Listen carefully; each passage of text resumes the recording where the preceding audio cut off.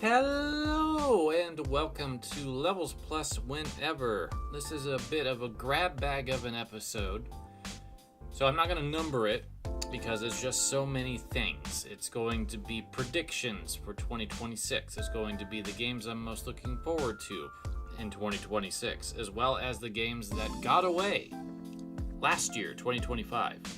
So let's go ahead and get this rolling with predictions. So with predictions, before I get into the 2026 ones, I want to review what I did last year. And last year, I had a lot. Some of them are a bit out there in hindsight, but that's kind of the fun of doing predictions, is you just try to make guesses, and it's all in good fun. So let's go ahead and review. Start with Nintendo. Switch 2 reveal late January for an early summer release. Nailed that. That's exactly what happened. However, I predicted Mario Kart, Splatoon 4, Xenoblade 4, Fire Emblem, and a Wii revival near launch. Mainly going off of what the Switch 1 did, which had quite a bit of stuff right at the forefront. And they didn't do that so much with the Switch 2. We had Mario Kart at launch, and then Donkey Kong Bonanza shortly after launch, and then they just kind of released a title just about every month up to the end of the year. Kirby Air Riders, and Metroid Prime 4 Beyond, Pokemon Legends ZA,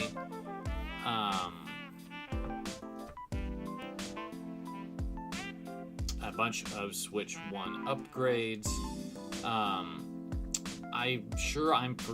And Dragon Drive. I always forget that. The welcome tour thing that nobody really was too enthusiastic about. Oh, Hyrule Warriors Age of Imprisonment. See, I'm totally forgetting things. But generally, most of what I had predicted was inaccurate on the launch window games.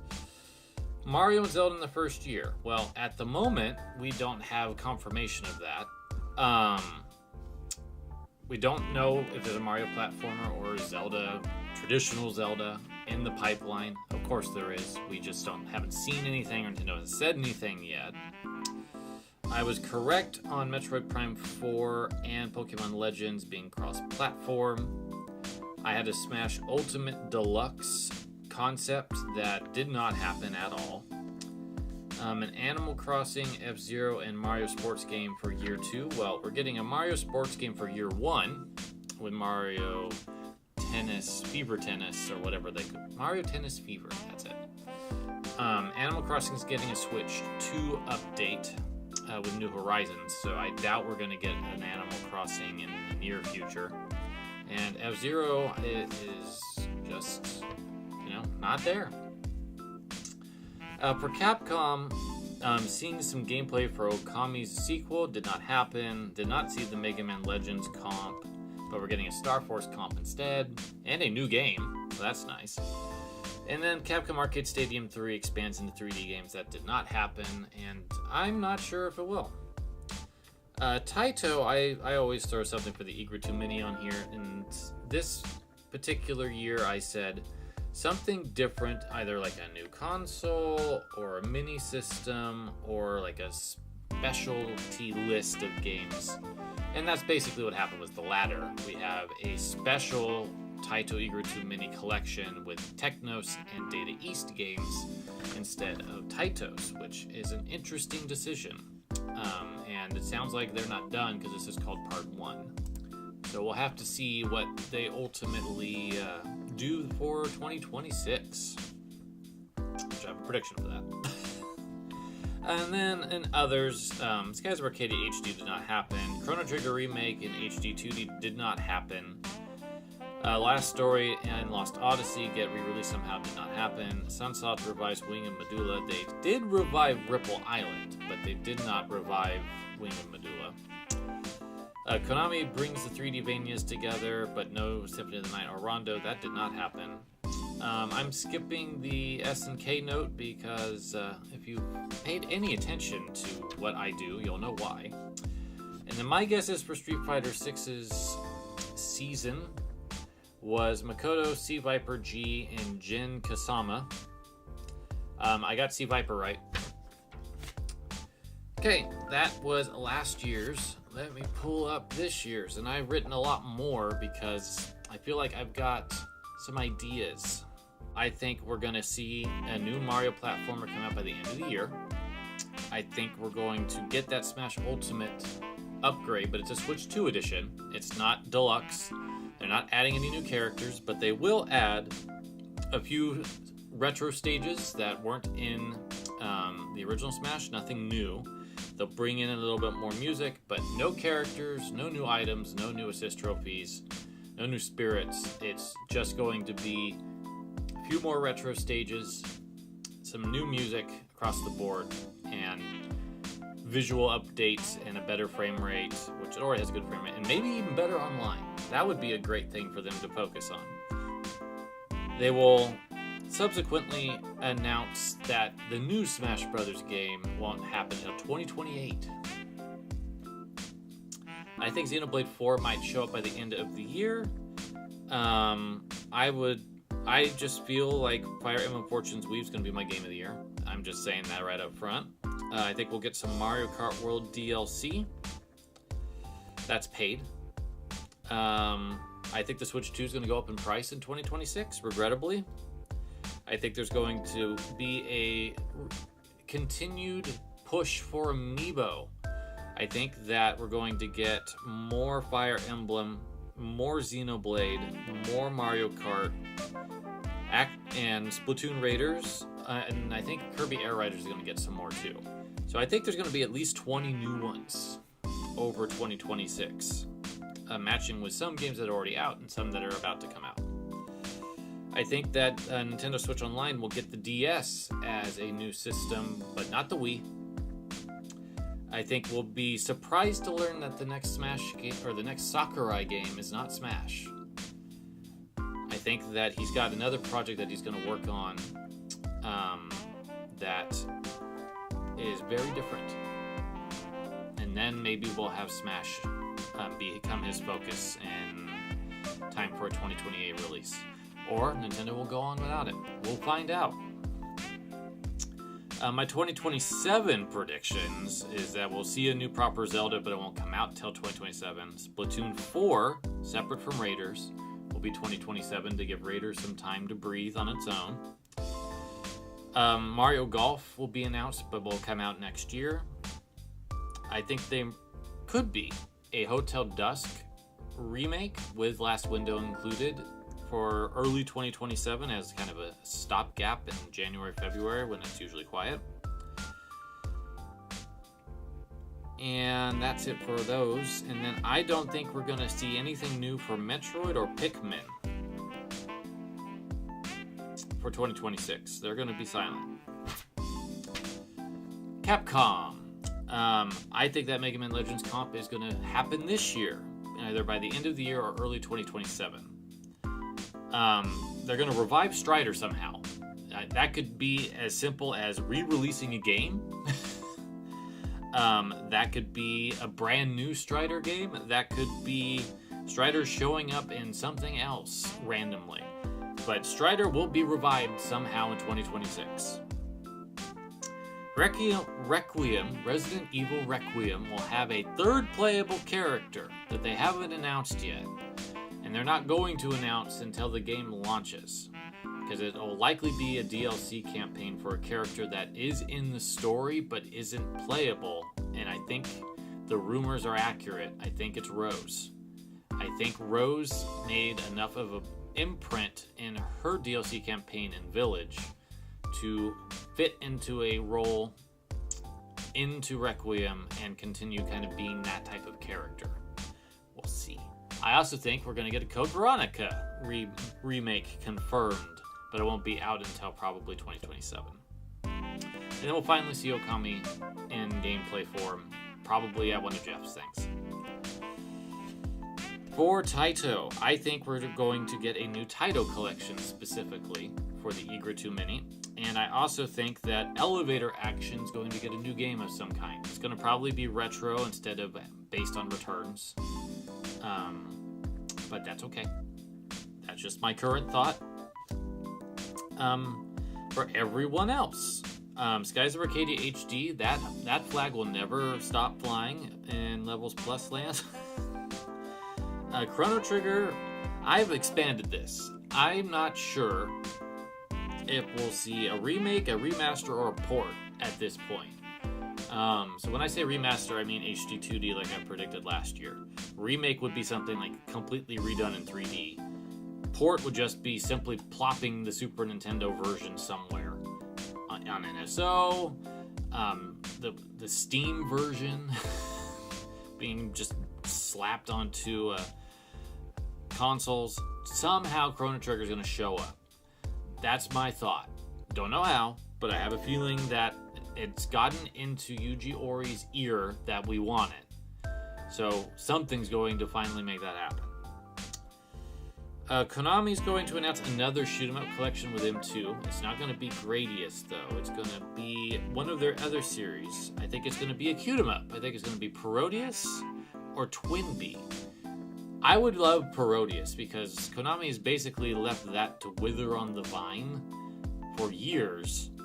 And I think that if they could work out the magic with M2, that would be a wonderfully fun compilation of great shoot-'em-ups that are just kooky and weird and lovely. Twinbee, I think, would be a little bit more likely because there's licensed music issues with Parodius since they use classical music.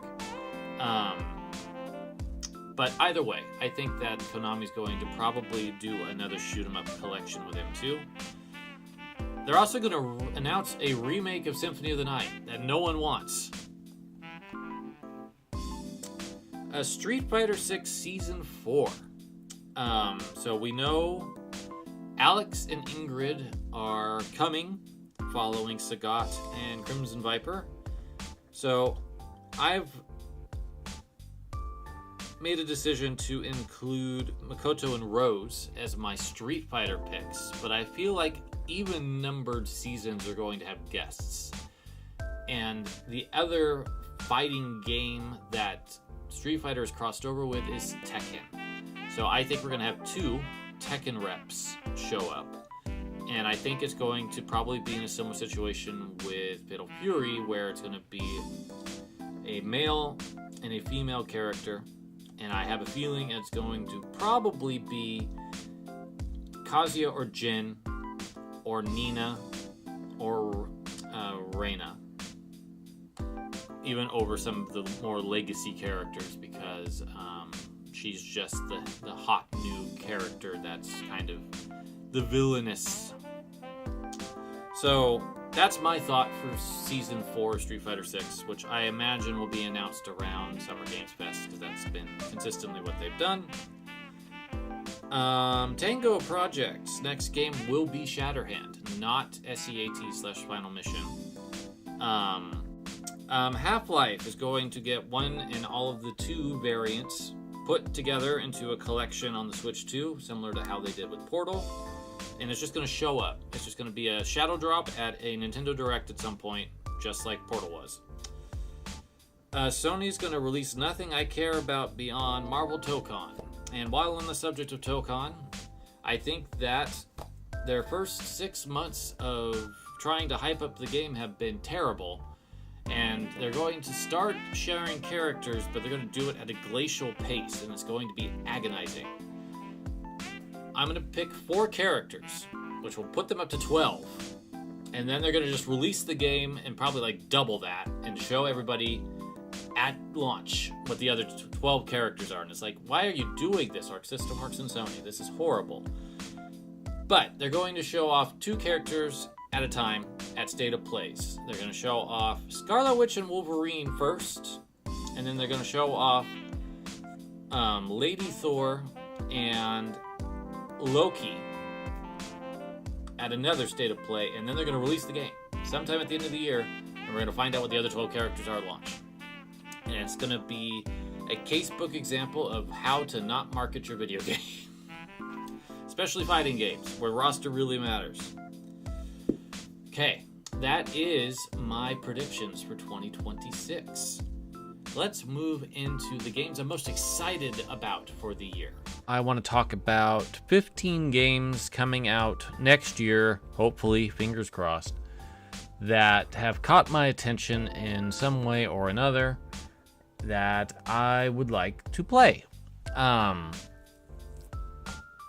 Emblem. Of course, that's going to be number one. That was easily the thing I popped off the most about the entire year outside of Marvel Tokon. And Fire Emblem Three Houses is my fourth favorite game of all time. So I'm going to have an incredibly high hype level for a game that looks to be following up on it in terms of just being in the same timeline. Love the character designs already. I want to learn so much more about them. I want art. Nintendo did not release any art for this game yet, and it's killing me because I really want to see it. I want to know where this falls. Is this before? Is this after Three Houses? I am so pumped. Like, I feel like the Switch 2 was absolutely worth buying, knowing that Fire Emblem is around the corner. Oh, I'm so excited. I cannot wait to learn more about it. Hopefully at the next Direct, whenever that might be. Resident Evil Requiem. Now, I had this set at number 2 on this list before Leon was revealed to be in the game. If any game's going to rival for Fire Emblem for 2026, it's Resident Evil Requiem.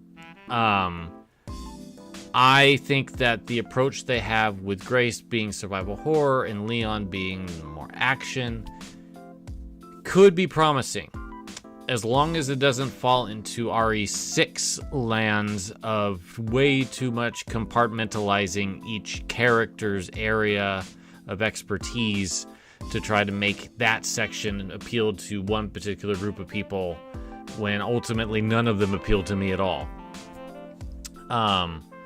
I'm hopeful. I am very hopeful that Capcom has learned so much since 6, developing the remakes, developing 7 and 8.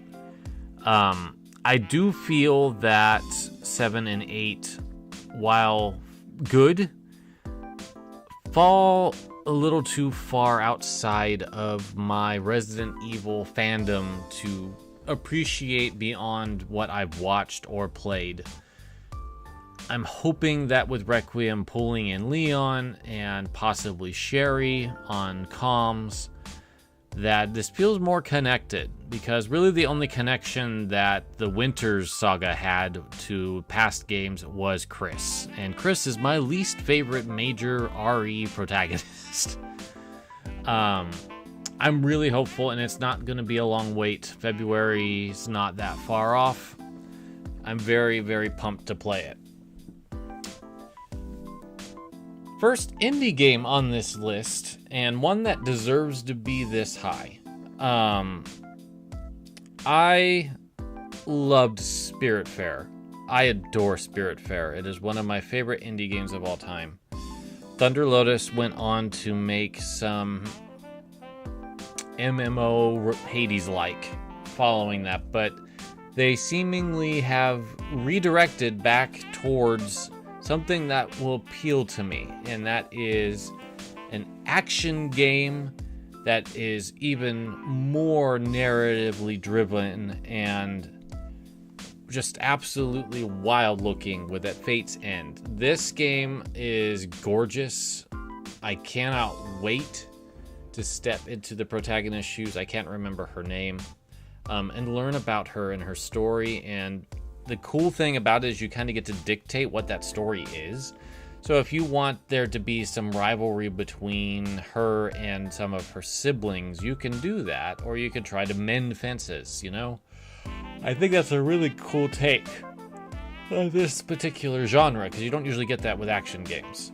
And I know the team at Thunder Lotus can absolutely do a killer game here. So I'm really pumped to play that. I just want to know more information about it, because at the moment I haven't seen anything since its reveal trailer, and I don't really know when it's releasing quite yet. Marvel Tokon Fighting Souls. You know, I was really pumped when Sony announced this, but the 6 months or so that have followed have really been kind of flat. There's been no new character announcements since then. They've barely shown off anything new beyond 2 new stages. Even the 8 characters they revealed weren't available in the first beta. It really feels like this game got announced too early. My hope is that 2026 is more like the end of the year, so they have time to maybe get like triple the amount of characters that are currently in the game, so 24 minimum. Because if you're going to have teams of 4, even if tagging is a less essential part of the mix, you got to have at least 20 to 24 characters at start. I think that's a minimum. If you have under 20, that's going to not be captivating for a lot of people, casuals and the professionals, you know? So I want to be excited about Tokon. I am not as concerned about some of the complaints I'm hearing from the FGC about it, because I'm not a serious fighting game player. I just play them to have fun, and this game looks sick. It looks like it's going to be a good time. I just need to see something new from it, and not stages that spoil potential roster decisions. The last of the top 5 is Dragon Quest VII Reimagined. I've owned 7 on PS1 and the 3DS. Haven't started either, but this one looks really appealing to me. I like the art design being kind of this diorama, toy-like look. I like that they're taking a game that had an extensively excessive script and trying to perhaps iron out some of it.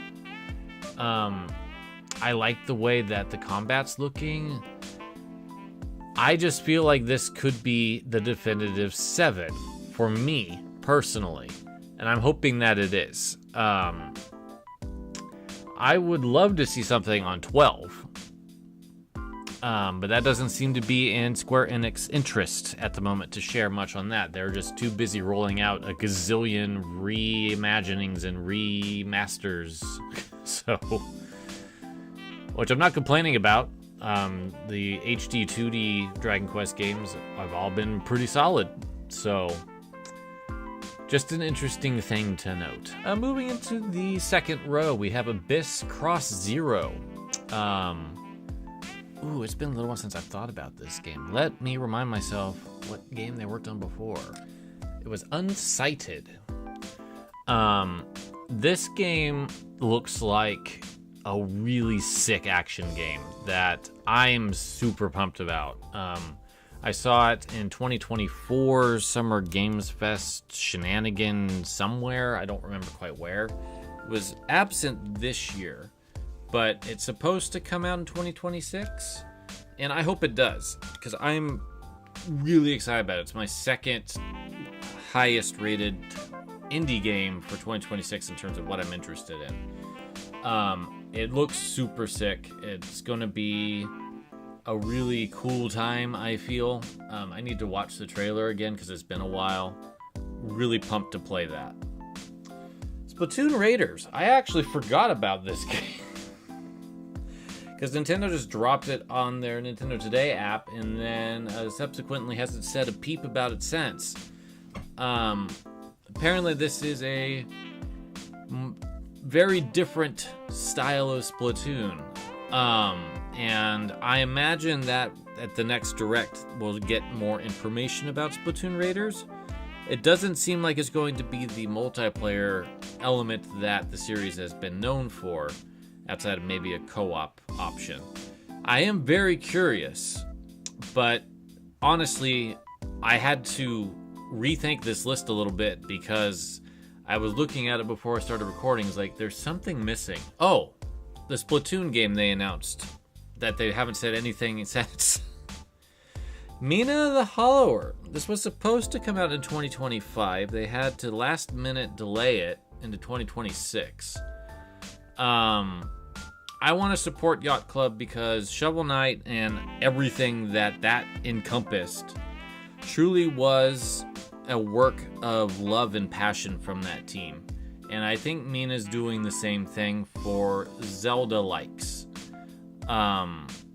Capturing the look of the Game Boy Color really, really well.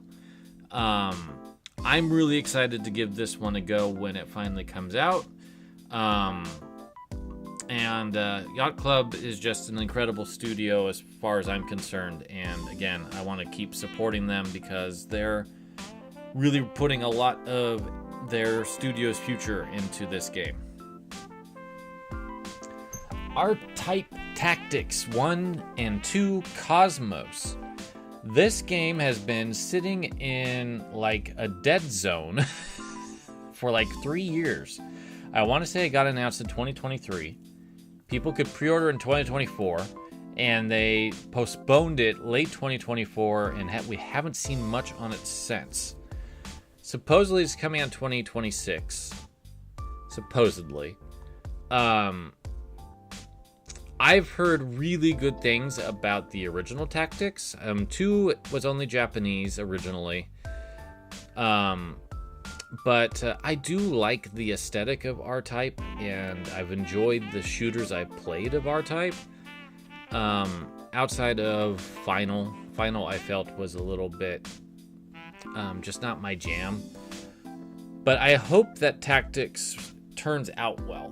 And I am pretty excited about it. It is the second of 2 tactical-based games on here, and I do like those. And I'm curious to see how they take a shoot-'em-up franchise and turn it into a tactics game. Dosa Divas. This is a really sick-looking game. I'm really excited to play it. Outer Loop is the developer, and they did Thirsty Suitors and Falcon Age before this. But this looks like the game I'm most intrigued in that they've put out. I just like you're 2 women in the mech, and you're fighting capitalism. And at this point in my life, I am all for taking down capitalism. So I'm really excited. I think it looks really fun. Can't wait to learn more about it and to give it a go soon. Dark Auction is the latest from Hotel Dusk's writer, Risa Suzuki, I want to say. She's not working with her former scene colleagues on this at Arc System Works. This is a completely separate developer, artist. But I watched a trailer of it very recently, and I'm very intrigued. Because it just looks like it's a little bit off kilter in the ways that I really appreciate for an adventure game to get interested. I don't fully understand how it all works, but apparently it's coming out in January, so I won't have too long to wait. But I want to see one of my favorite games in terms of Hotel Dusk, see what the writer's capable of doing something new, basically. Neverway is a game by the pixel artist of Celeste, going out on their own, doing their own thing with a couple other people.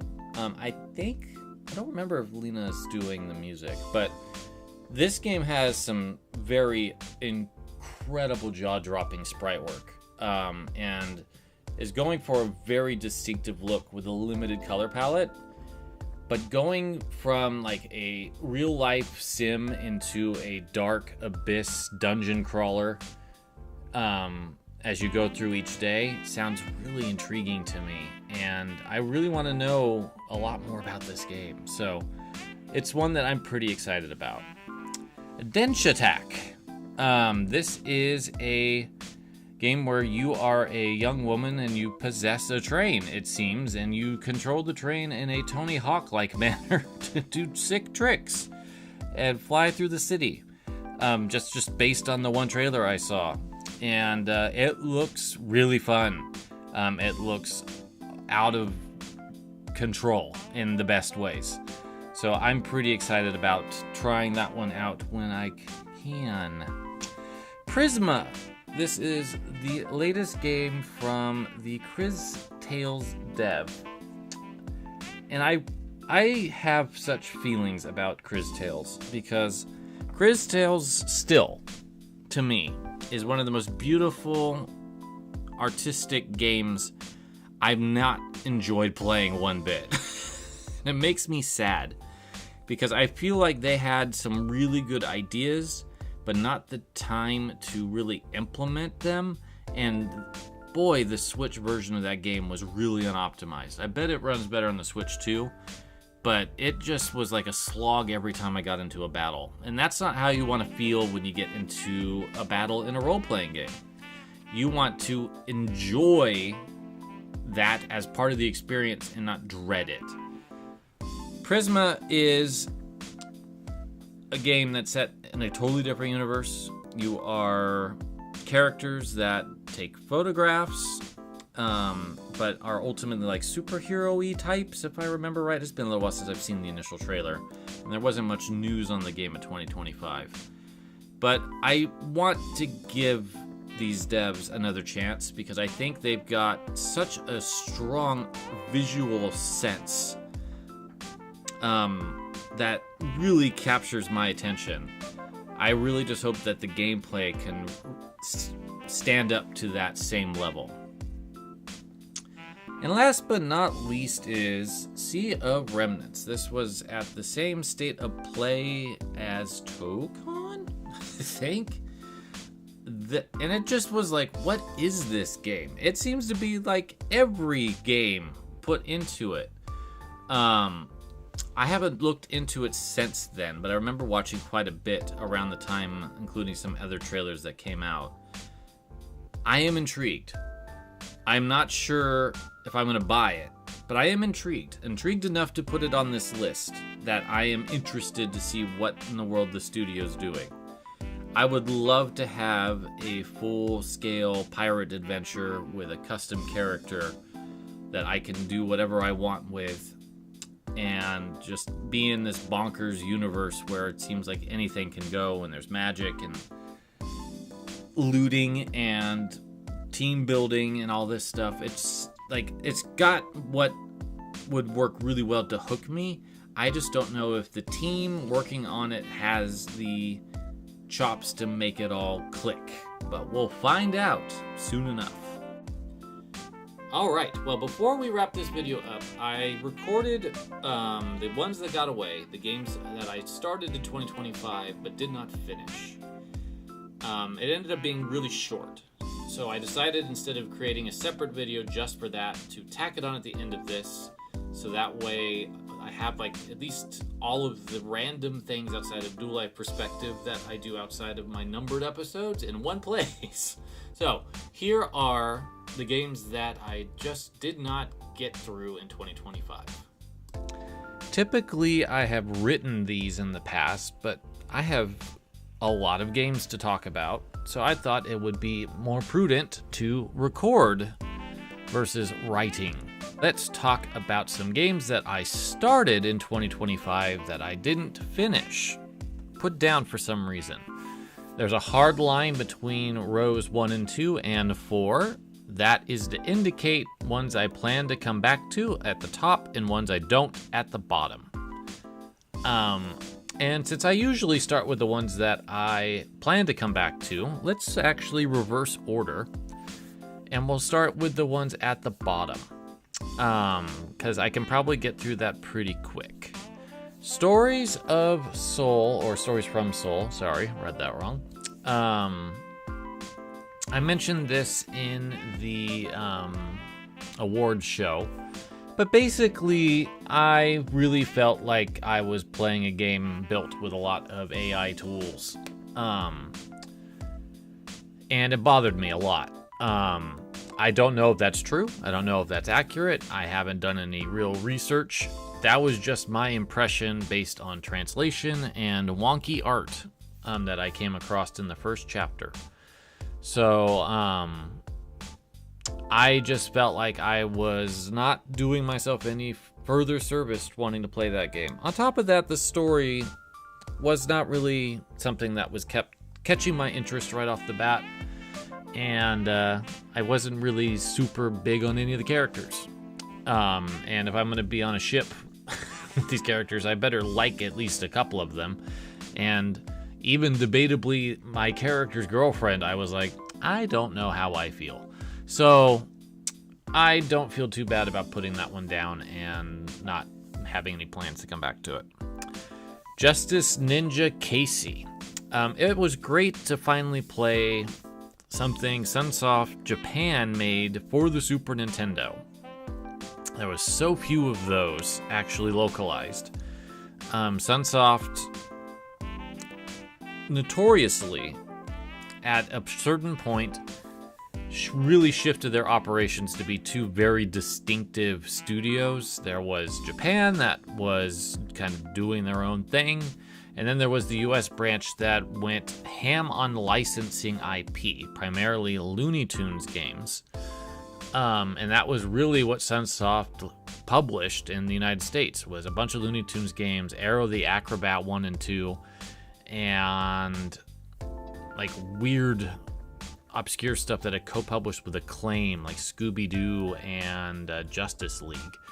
And hardly any of that actually had any input from Japan. Some of the Game Boy games did that were Looney Tunes based or whatever, but Justice Ninja Casey is a game that I think is really interesting, but a little too random for my liking. And when I say random, I couldn't quite figure out what I needed to do. So it really kind of felt like random chance to like, oh, this is what I need to do to accomplish this. Even with it being localized and save stating, I don't really know what I'm supposed to do. To be completely frank, it's not the best feeling game to play either. So I just was like, I'm glad I got to spend like an hour with this game wandering around trying to figure it out, but I don't think I have any desire to come back to it. Rune Factory. I've never played a Rune Factory until Guardians of Azuma, and I had heard really great reviews from a few different outlets saying this is the best one.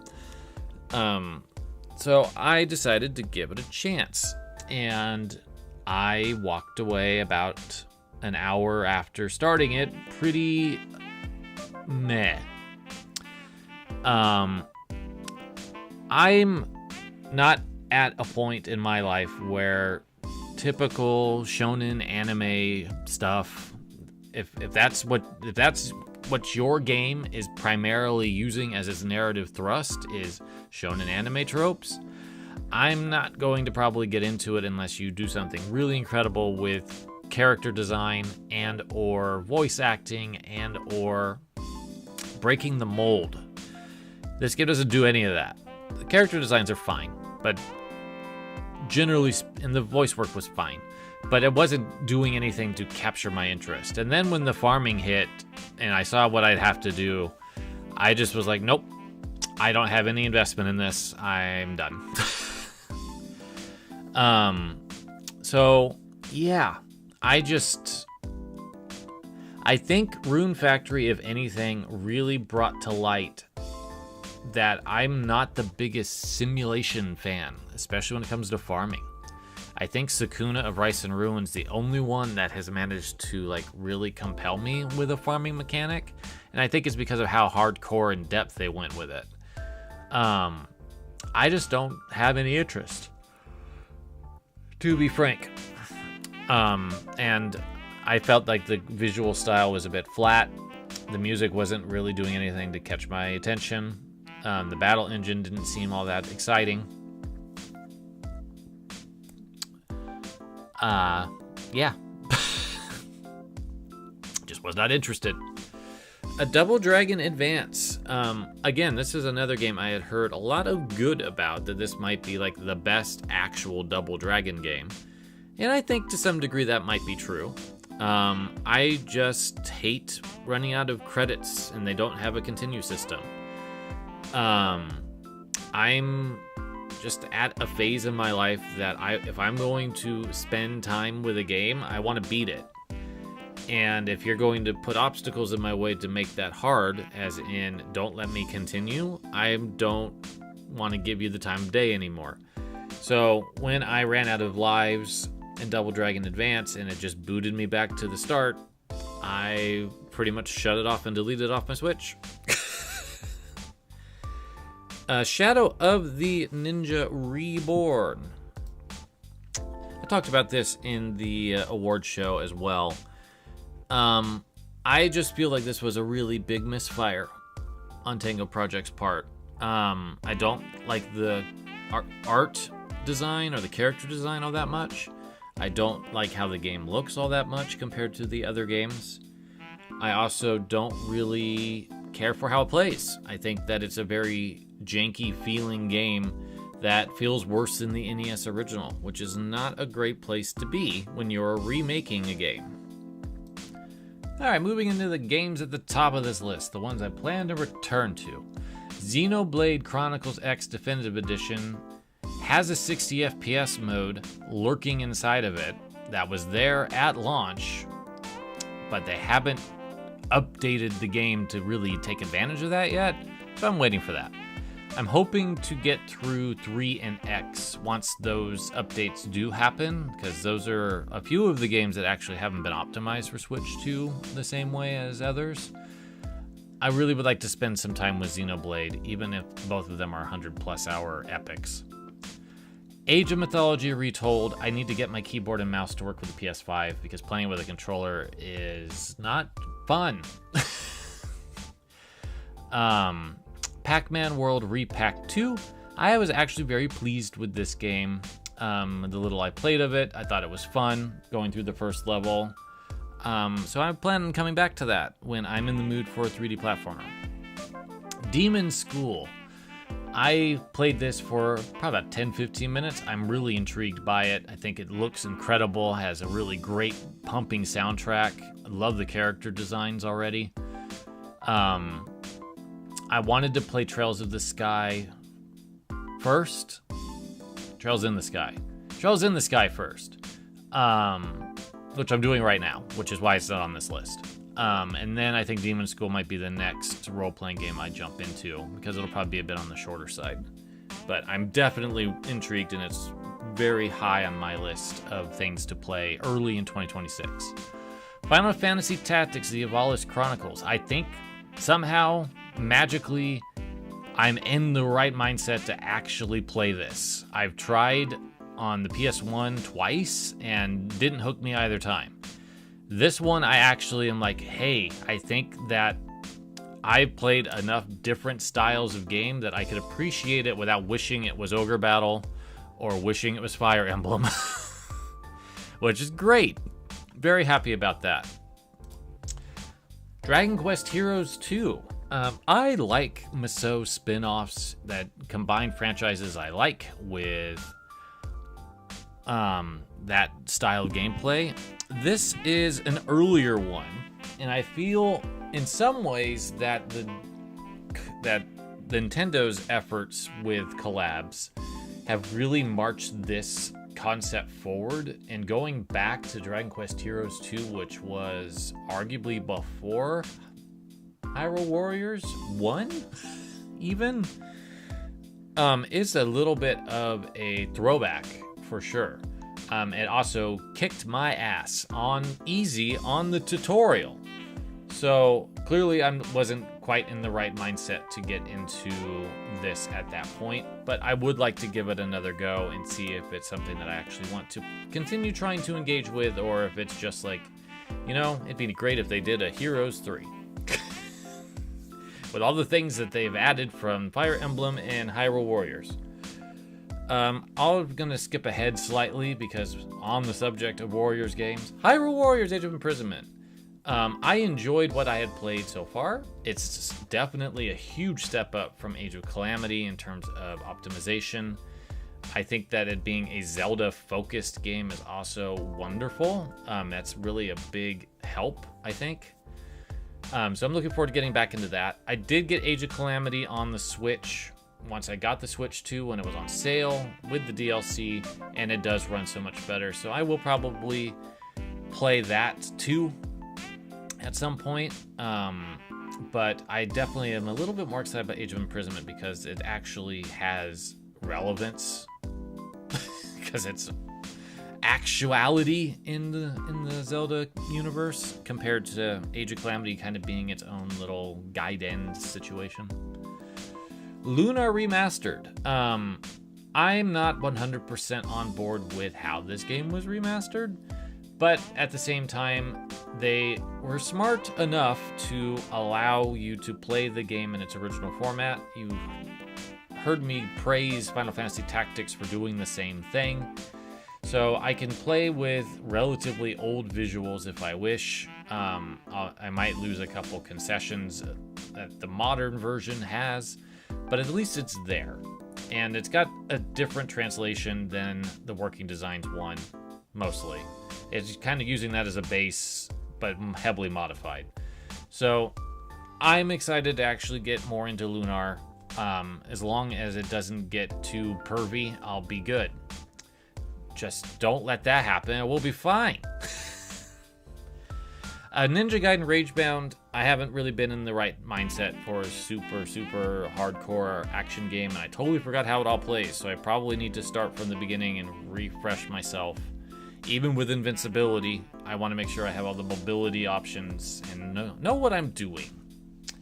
And last but not least is Steam World Build, which is a great sim game in the SteamWorld universe that gives me good SimCity vibes, but I'm not the biggest sim person anymore. So it's like I got a pretty decent start on it and was having a decent bit of fun, but then I was like, I don't want to do this anymore. I don't want to get rid of it quite yet because I want to see if maybe there's something that I haven't got into yet that snazzes it up a bit more. But as of right now, I'm pleased enough. All right, this bonanza of topics is over. Thank you so much for joining me, and Dual Life Perspective will be next up on the slate. So look forward to that, and I will see you in the very near future. Take care, friends.